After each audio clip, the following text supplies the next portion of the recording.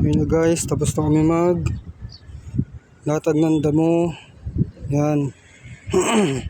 Maghapon namin nilatag guys. Yan.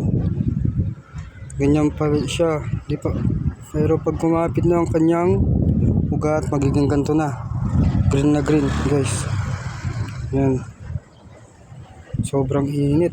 Grabe. Yan guys. Pag mababa yan, okay na. Ganda-ganda na. Yan, binabasa ni Brad. Para okay na yung pagkadikit niya sa lupa. Yan guys. Yan.